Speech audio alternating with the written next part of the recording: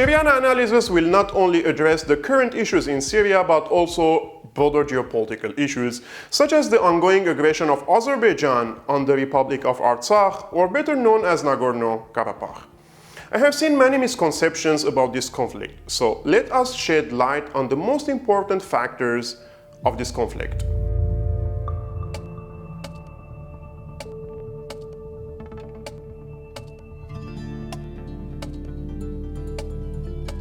Armenians are indigenous to the territory known as the Armenian Highlands. This region is sometimes referred to Eurasia or Eastern Anatolia and includes the region south of the Caucasus Mountains. This map depicts Armenia's borders in the 1st century BC. Nagorno-Karabakh is one of the 3 ancient provinces of Armenia established in 189 BC and located in the eastern end of the Armenian plateau. The historical roots of Nagorno-Karabakh trace back to the 5th century BC. In 1724, Ottoman troops invaded the Armenian land and attacked the Nagorno-Karabakh Armenian population, who yet again rose to struggle for their independence. In 1923, Nagorno-Karabakh was annexed by Stalin to the new Soviet Republic of Azerbaijan, even though the majority of Nagorno-Karabakh's population were Armenians who voted to reunite with Armenia and even protested Stalin's decision. However, Stalin back then wanted to gift this region to Azerbaijan as a form of goodwill towards Turkey and Azerbaijan.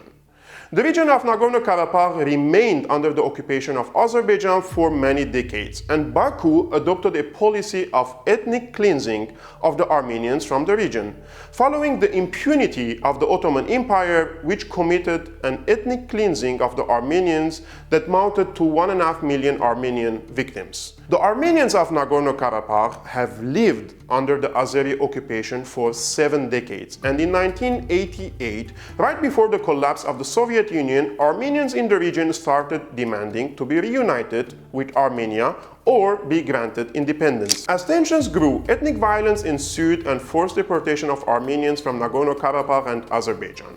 Following these atrocities, similar forced deportation happened for the Azeri settlers from Nagorno-Karabakh.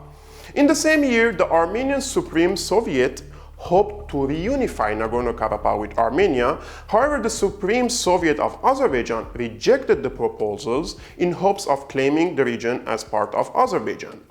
As the situation intensified over the region in 1991, the Armenians declared independence after a referendum that was held in Nagorno-Karabakh in late 1991. It was approved by 99.98% of voters and was unsuccessfully boycotted by the region's Azeri population, which then constituted 20% of its population. The referendum followed by a full-scale war in 1992 and continued until Armenians gained full control of Nagorno-Karabakh and its surrounding territories. In 1994, with around 30,000 lives lost, both sides signed a ceasefire.